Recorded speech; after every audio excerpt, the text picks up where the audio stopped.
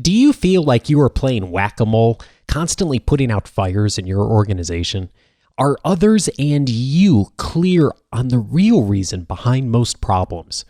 Today, a proven 5-step strategy that will help you define problems so it's clear what to do next. This is Coaching for Leaders, episode 160. Produced by Innovate Learning, maximizing human potential. Greetings from Orange County, California. This is Coaching for Leaders, and I'm your host, Dave Stachowiak. This is a weekly coaching show to help us all be better leaders through improved communication, human relations, and personal leadership.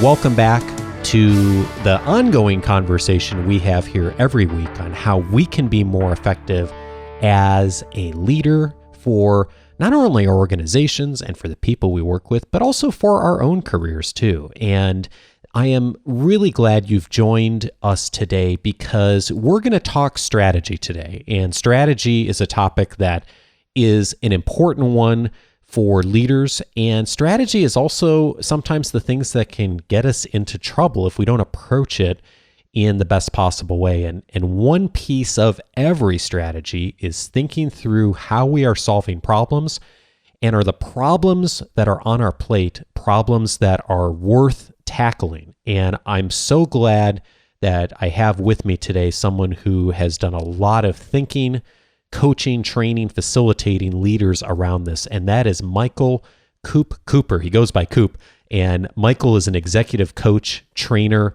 and facilitator. His organization is named Innovators and Influencers, and Coop works with right brain entrepreneurs and creative agencies to create the mindset, skills, and strategies to thrive in a constantly changing environment. And he's here today to spend some time with us to talk through just how we're tackling problems and whether a problem is worth tackling and what are some of the underlying issues around problems. Coop, welcome to the show. It's good to get reconnected with you. Dave, thank you so much for having me on. I really look forward to our discussion today. Oh, me too. And Coop and I met, I think we were saying it must have been 14 or 15 years ago at a conference in Vegas. And, we've kept in touch since then. You've done some really cool things since, and we reconnected recently, and I was really excited to see you doing some great work on helping people to define problems. And I think this is really a challenge for a lot of us. I know I struggle with this on a regular basis of just how, figuring out how to define problems. And it seems like that's something a lot of us aren't taught to do very much, is it? We're not taught. And the funny thing is, I started doing a lot of research after I learned how to define problems myself. I looked at leadership training programs, business school programs, management training programs, even even corporate university programs. And I found that very few of them, and I really only know 3 off the top of my head, that actually teach people how to define problems. And that kind of blew my mind because it's such an important and required part of being a really good employee and manager today. Yeah, and when I think back to my education and even the training I've received and the training I've done, this is not something that comes up a lot as far as how to define problems and to look at whether or not we're handling a problem effectively. Maybe we should define this though first. Speaking of defining things, when you say defining problems, what do you mean by that, and why is that an important skill set for a manager or leader? Well, so many people spend most of their days either working on a to-do list, responding to emails, or doing what someone else has asked them to do. Maybe it's even the responsibilities in their job description.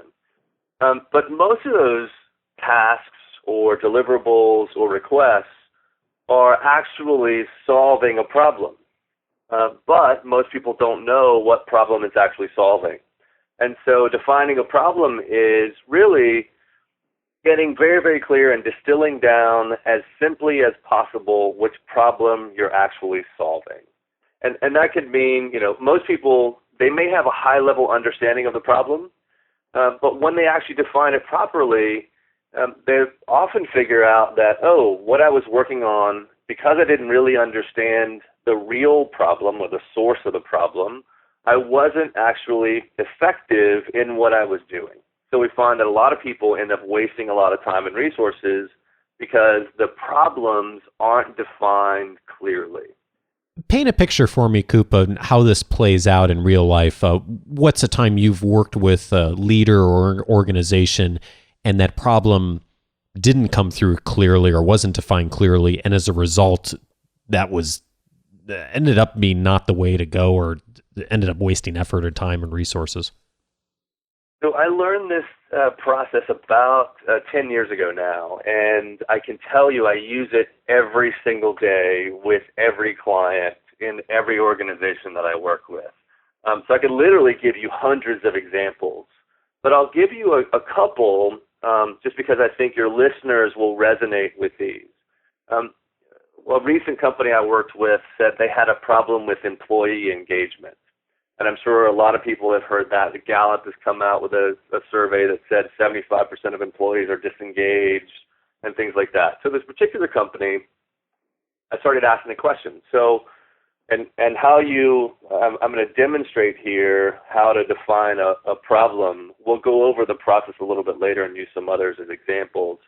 But this particular company, with their employee engagement issue, I asked the director of HR, so why is that a problem? And she said, well, because, people aren't really highly productive. And I said, well, why is that a problem? Well, because we have a lot to do. We have big goals for the company, and we aren't meeting those goals. I said, okay, so why is that a problem? And she said, well, a lot of times people are walking on eggshells around here. And I said, well, why is that a problem? And she said, well, really, they're terrified of the CEO. He's a tyrant. And I thought, bingo, we've actually landed on the real problem here. But most people would say we have an employee engagement issue and ignore the real problem of the tyrant being a CEO, and everybody's afraid of this particular individual, so they're not really doing what the business needs them to do. Got it. And I heard you asking a lot of the whys there, and is it similar to the 5 whys methodology? I know that's used sometimes for problem solving and lean organizations, or is it something different than that? It is similar, and the only problem I have with the 5 whys is the number 5. Toyota came out with the 5 whys as part of their Six Sigma initiative for process improvement, and a lot of companies have implemented this worldwide, so people may be a little familiar with this. But sometimes you get to the answer in 1 or 2 whys. Sometimes it takes 17. And so I think it's a good process that they have, but the way they've framed it as it's 5 whys, it may prevent people from actually going deep enough, or it may prevent people from actually landing on the real source of the problem. Okay, good. So let's look into the process then and take a look at how we should approach it from a leadership standpoint. And then, and I know you mentioned maybe walking through an example of that for people would be helpful as far as being able to frame how to use this effectively. Yeah, and it's really a 5-step process. Although one of the steps repeats until you get to the source of the problem. So it could be 100 steps, it could be 5 or 6 steps. And you really start, the first step is to describe the situation. And so a lot of people don't want to describe the situation because they think it takes too much time and everybody kind of, quote unquote, knows what the problem is. But I find that majority of the time, there's a lot of information in the situation that people don't share, they don't talk about. So it's not, the presenting problem isn't broad enough. And I have a few rules for when you describe the situation. You should say or write a few sentences describing what's actually happening. You should include all the facts, the emotions, the opinions, and the impact of the situation. And you really should try to paint a vivid picture using the words and the facts for describing the situation. So it's almost like being a journalist at this step is you're trying to look at the whole story that's out there and look at every party's perspective on it and paint an accurate picture of current reality, if I'm hearing you right. Absolutely. It's a great example. A lot of people don't think to do this. And I think a lot of times, I know just from my own experience from a leadership standpoint, is I feel like I've got a pretty good handle on things, incorrectly, by the way, but I feel like, I kind of know what's going on. I know what people have said about this. I've heard enough. I've seen enough emails, whatever. And okay, now it's time to start fixing things. And I think what you're saying here is we should really watch out for that tendency. You should. And the main reason why is, it's really twofold. The first is it doesn't take a lot of time to define a problem. Most cases, if I'm in a room, even with 10 or 15 people, we can define a big, hairy problem in usually about 10 to 15 minutes. If it's a simpler problem where it doesn't affect the entire organization, it usually takes a couple minutes to define the problem. I've found that recently on my coaching calls with clients, or even when I'm speaking to groups, we can define most problems in less than 5 minutes. So once we describe the situation, the next step, which is step number 2, is to draft a problem statement. And it really is a simple fill-in-the-blank statement. The statement is, the problem we're trying to solve is blank. And it should be a really simple, distilled-down version of the situation.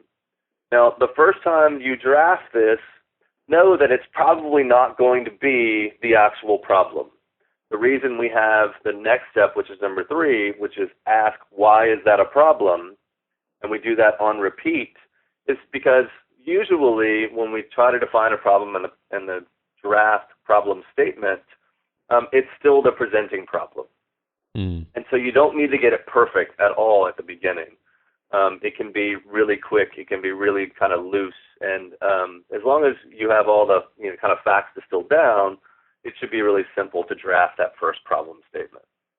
So you spoke a little bit about the next step up front, which is going through the process of why is that a problem? And that is to, I imagine, intended to get beyond just what the presenting problem is and see if you can really figure out exactly what's going on. And I guess what I wonder is, like, how do you know? How do you know when you get there or that you've actually identified the issue? There's a couple ways to know, but you do have to ask, why is that a question, until you, what's called, I call it the thud factor. And the thud factor is, at some point, if you keep asking, why is that a problem, and somebody states what is likely the source problem, it actually lands in the room or in the conversation like a thud. And it usually makes everyone pause for a second. The other thing that happens is most people have a somatic response. So if let's say your elbow twitches when it's going to rain, or your intuition, you feel it in a particular part of your body, that will actually be triggered when you hit the thud factor or when you actually define the problem.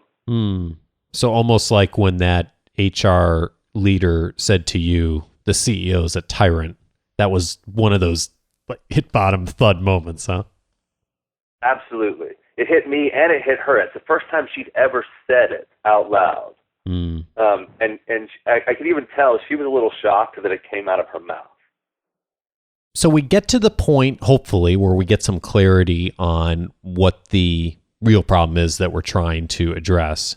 And I love the 4th point because I think sometimes this is one that a lot of us skip, and I know I've made mistakes skipping this too. So what's next? What's number 4?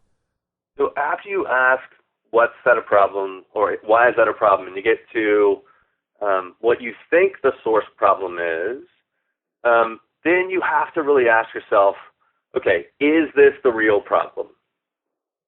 So even if you've heard the thud, even if it's gone off in your head, you still have to confirm, is this the real problem? You may have to refine the statement a little bit. And so this requires a little bit of wordsmithing or refining of it. Once you have that and everybody agrees, and you could be talking, you don't have to do this with somebody else. You can actually do this on your own. So if you think personally that might be the problem, then you ask yourself, is this problem worth solving? and some of the problems aren't solvable. So to go back to the CEO as a tyrant, it happened to be a private company. The CEO is a majority stakeholder. That problem wasn't solvable. So I have some suggestions for determining if a problem is worth solving or not. Yeah, that's great. Let's get into this, because this is the thing. When I saw this, I was thinking this is really brilliant to challenge us all to think about this, because it's so easy in a leadership role to play whack-a-mole and to see a problem come up on your desk or in a staff meeting and to immediately go and solve it. And a lot of us have been trained to solve problems. And so we see a problem and we go solve it, or we try to solve it at least. And of course, what we don't talk about a lot of times is if we're working that problem, we may be missing the bigger picture, right? Absolutely, and I see it all the time, particularly with the right-brainers and the creative agencies that I work with a lot. Right-brainers are notorious for wanting to make a difference, wanting to make an impact, and that can often just look at, okay, I'm checking stuff off my to-do list, instead of asking yourself, is this problem worth solving or not? Now, the questions that I have, like once you define a problem, to ask if it's worth solving or not, there's really 5 questions. The first one is, will it save you time or money? If you solve this problem, will it save you time or money? The second one is, if you solve this problem, will it make your company more competitive or your department more productive? Third question is, will this solution make your work or life easier in the long run? The fourth question is, does this solution or solving this problem actually align with your company goals? This is awesome, Coop, and I'm going to put all 5 of these in our show notes so people can reference them, and those who get the weekly updates will get these, because I think this is just a great list to walk through when you get to this point. Now let's do an example so that your listeners can really see this in action. The great thing is you don't have to sit through a long training class to be able to do this. It's actually just asking yourself some pretty specific questions. Okay, great. So let's do it. Based on your work or your work with clients lately, is there a problem that you feel like is not fully defined, or it would be great for you to know what the real problem is? Sure. I'm thinking of an organization that we worked with. It's not an organization we currently work with anymore, but worked with in the past, and I think I could probably utilize them as an example. I won't say the name or the industry or anything like that. But so even before I have you describe the situation, what's the quote unquote presenting problem? What do you think the problem is? Even before we try any of the process here.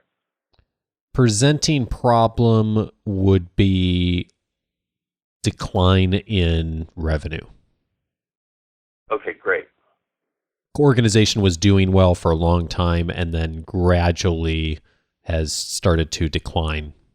And so a lot of people, this affects a lot of companies, and a lot of times they'll think we have a revenue problem, or some people might jump to the conclusion we have a sales problem, or we have an expenses problem because we're expending more of our revenues. But if you just those 3, they're making lots of assumptions about this problem without really understanding what's going on under the surface, right? And it's funny you say that, because the organization that I'm thinking of has been through all 3 of those iterations of trying to address all 3 of those things. Yeah, and it may not be the problem at all. So it's not. I'll have you go to step number 1, which is describe the problem. So paint a picture. What's happening? What are the facts? What's the impact? What are the emotions? Yeah, I think the facts would be that the just overall decline in revenue over a period of time, and emotions are fear, because as a result of that business reality, that what was a very growing company is now a shrinking company, and that's resulted in people losing their jobs, which is something that happens in many businesses that decline. And so the real fear of layoffs and uncertainty about the future has been a real challenge for that organization and that organization's culture. Thank you for that. And so let's try to distill this into a problem statement. You've got declining revenue, there's lots of fear, they went from growing to shrinking, people are losing their jobs, there's fear of layoffs, and there's a lot of uncertainty. So the problem we're trying to solve is what? How do we reach our revenue goal this year or the last time we worked with them? Okay, so I'm going to just rewrite that to the problem we're trying to solve is we don't know how to reach our revenue goal for the year. And why is that a problem? Well, it's a problem because they're losing influence in their industry, and it's a problem for their team because if they don't turn that around, then people are not only fearful of losing their jobs, but also people don't have the confidence in the organization that they once had. And so as a result, some people are actually choosing to leave and to move on to other opportunities. And some of those are their more talented people. Perfect. You're doing great, Dave. So we're on step number 2. We've asked once, why is that a problem? And your answer was they're losing influence, and people internally are losing confidence, and some people are choosing to leave because they don't know how to reach their revenue goals for the year. And so now that star performers have left, people are choosing to leave, they're losing confidence internally, and they're losing influence in their industry. Why is that a problem? They won't survive. If they don't, if they stay on this path that they're on, they won't survive. Okay. And they won't survive as a consequence of a problem, right? Yeah, good point. So that isn't a problem in of itself. It is a consequence. Well, let's go back to the level above, which is we don't know how to reach our revenue goal. And why is that a problem? We're losing influence, we're losing confidence, people are choosing to leave, and the star performers have seen the writing on the wall and have already left.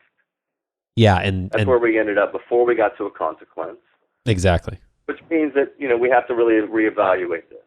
So losing influence, losing confidence, choosing to leave, and star performers leaving, why is that a problem for the organization?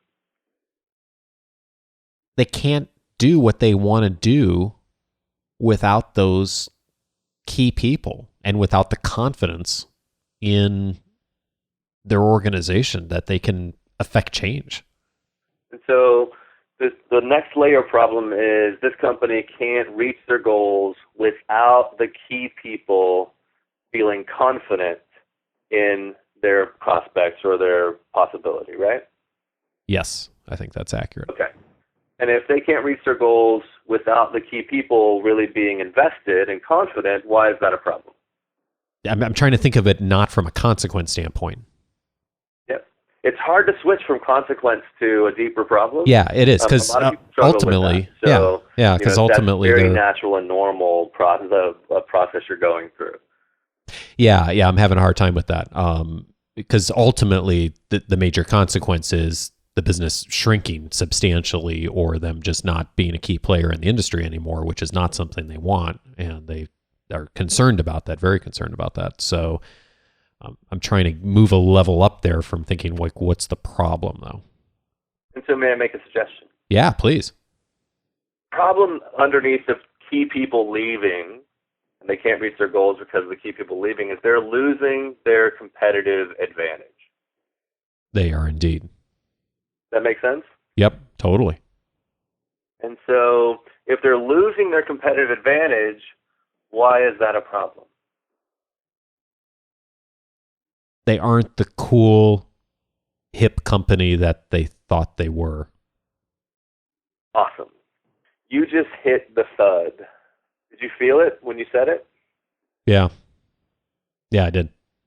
And hopefully everybody on the call did. I got a somatic response. I got this kind of knot in my stomach when you said that. That this company has been relying on a particular perception, and that perception is no longer valid for them. Yeah, that's completely accurate. And so is this in a product space or a service company? What kind of business is it? It's a products company. Great. And so I know it's one of your clients, it's not you, but then, if we're losing our competitive advantage because we're no longer cool, quote unquote, this to me points that we have to look at their products. Have they really found out who their core customer is, and have they built the products that those core customers want, and the early adopters, that sort of thing. But do you get how we started with a revenue problem, and now we're looking at product design as the real problem? Yep, and that's definitely an issue, at least the last time we worked with them, as far as some of the things that they were walking through is trying to figure that out. Yeah. And so here is, if we state the problem we're trying to solve is the problem that is really exacerbating our decline in revenue is that we've lost our cool factor with the market. And so that's a problem that a CEO, when they hear that, they can't ignore it, right? I'm sure they don't ignore that we have a revenue problem either, but sometimes when you talk about a revenue problem, it's such a big, hairy beast. We don't know what to do when we have a revenue problem. We might try to throw some things on the wall. We might get into a room and generate lots of ideas of how we can generate more revenue. But if we're trying to generate revenue with the current products that they're producing that really aren't cool anymore, whatever we try to do is not going to work. Yeah. Yeah, and it's funny to hear you say that, because it's been some time has passed since we've worked with this organization, and they have gone through some of those ancillary type things of things that probably aren't really the core issue, but they've spent a lot of time and resources trying to handle some of the presenting issues and really haven't made a lot of traction as a result of that. Yeah, and this is where organizations really waste a ton of time and money and resources, and they can burn people out on these problems because they don't really understand what the source of the problem really is. That's why it's so important to define problems correctly. Now, I wasn't looking at the clock, but it took us about 10 minutes to define the problem of this company that we're not even sitting in, right? I know you have a little bit of expertise there. If we were there with them, we'd probably spend, 5 minutes or so really confirming the problem. But one of the real trademarks of a clearly defined problem is that the solution becomes obvious and straightforward. And I like that you really look at this from a practical standpoint too, of these 5 questions of is this worth solving? And I think my answer to that for this organization would be absolutely yes, it's worth solving. But it gets to the practical of, when you get a problem in front of you or on your desk or in your wheelhouse as a leader. I mean, I don't know anyone who leads in any significant way that doesn't have problems coming their way all the time.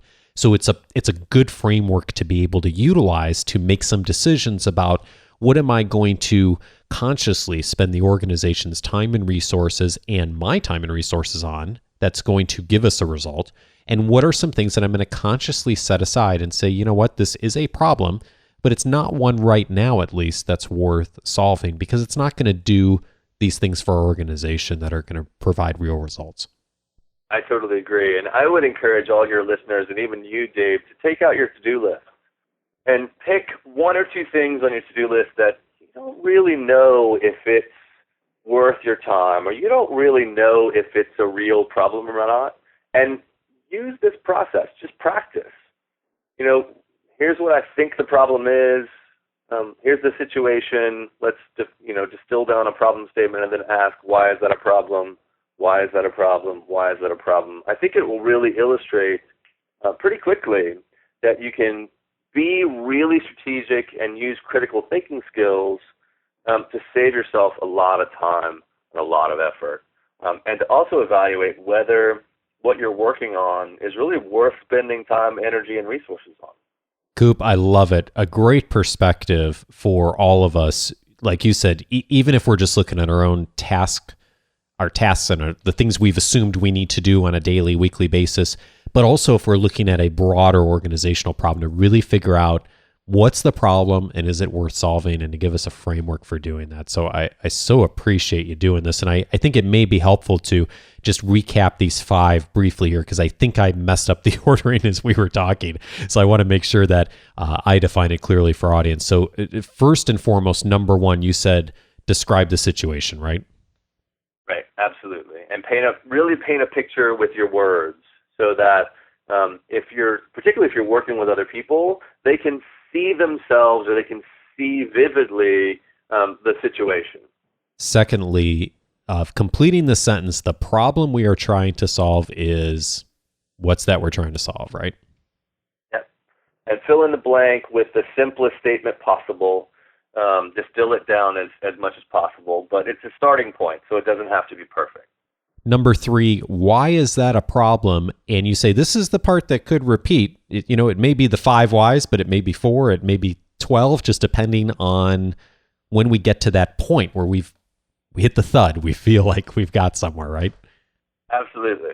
And, this could take 20 or 30 whys, depending on where you start and how, particularly if you get caught into, I find a lot of people, I kind of equate this to the worst case scenario exercise, where a lot of people, if you ask them, what's the worst thing that could happen if you didn't pay your bills?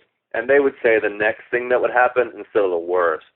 So same here, when you're asking, why is that a problem? Really reach deep, really actually think about, okay, what's really going underneath this? Why is this a big problem? Perfect. And number 4, I think, is where I maybe skipped ahead a little bit. Which one is number 4?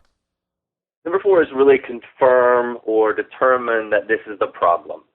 And so, a lot of times you may think, especially if you're doing this on your own, you think, oh, I think I actually know what the real problem is. Talk to somebody else. Or really ask yourself, is this the real problem? Perfect. And then the 5th step is determining if the problem is worth solving, right? Yes. Ask yourself, will it save us time and money? Will it address a customer complaint? Will it make my life easier? Does it meet the company goals? Things like that. Coop, this is great stuff. What's the best way for folks to connect with you if they want to learn more and just kind of get more in tune with your strategy and the things you're offering to people? And so the best way to get in touch with me is my website, which is innovatorsandinfluencers.com. I also teach the problem definition technique as a 2-hour workshop. I can go into companies and teach that, but I'll also be offering it later this year online as a simple class that people can sign up for. I also wanted to give you a quote that really highlights the importance of defining problems, and it's by Albert Einstein. And that is, if I were given an hour to save the world, I would spend 59 minutes defining the problem and 1 minute solving it. I love it. I love it. That's great, Coop. Hey, I so appreciate all of the resources you've brought here, walking us through the 5-step model. All of this is going to be in the show notes, and we'll go out to the weekly update for folks. And I hope folks check out your information online too, because there's so much here of thinking through a strategy standpoint of how to solve problems that's really valuable. So thank you so much for taking the time to bring it to us. I really appreciate it.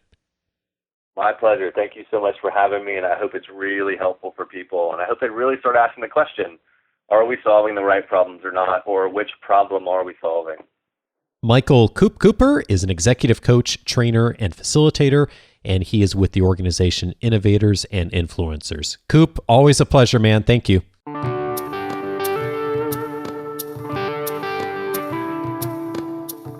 So obviously a lot you could do with this on practical action, but my advice is right along with Coop's is let's make this as practical as possible for everyone who's listening to this immediately, and pick that 1 or 2 things on your to-do list currently and use this practice and process it using these 5 steps and see where you go. And that is something all of us can do.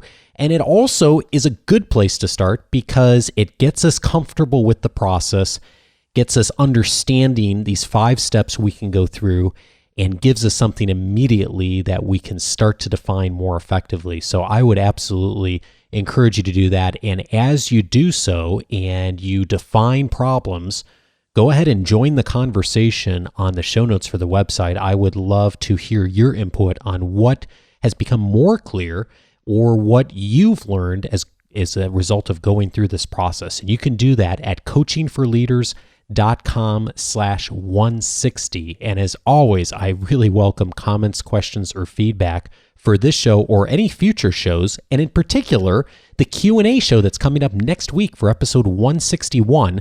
The focus area for next week's Q&A show is on difficult conversations, but as always, questions are welcome on any topic related to the show. So if you have a question, now's the time to get it in. We're actually going to probably record a little bit early this coming week. So if you're listening to this, especially early in the week, Monday, Tuesday, Wednesday, definitely get your question in. coachingforleaders.com/feedback is the way to do that. So your question can be considered for the show, and already have a couple, and I know it's going to be a great conversation as always.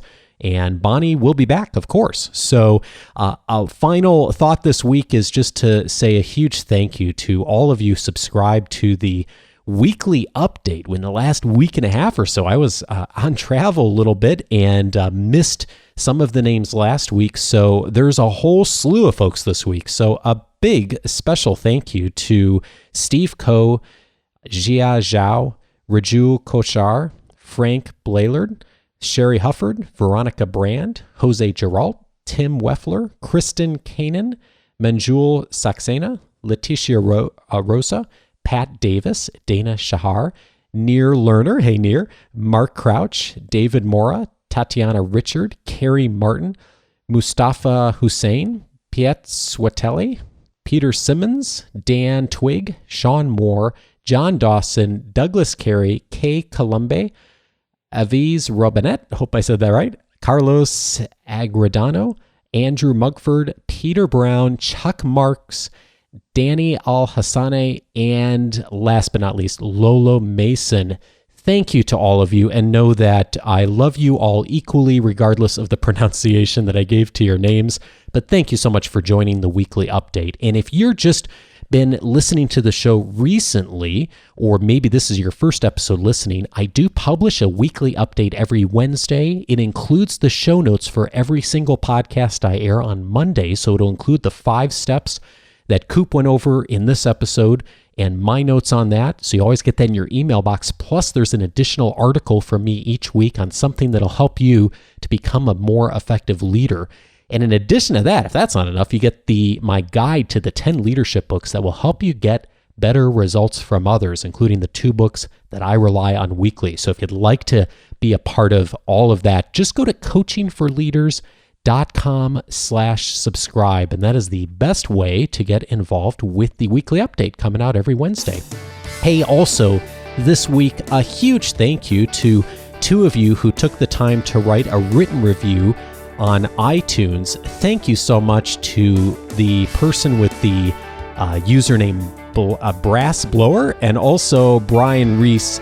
Thank you so much to both of you for the very kind words on the iTunes review. And also thank you for mentioning that you've recommended and referred the show to others. It is such a wonderful compliment every single week when I read emails from folks in the community who say, the show's been helpful and I've passed it along to a colleague or my team or a friend who I knew would benefit from this.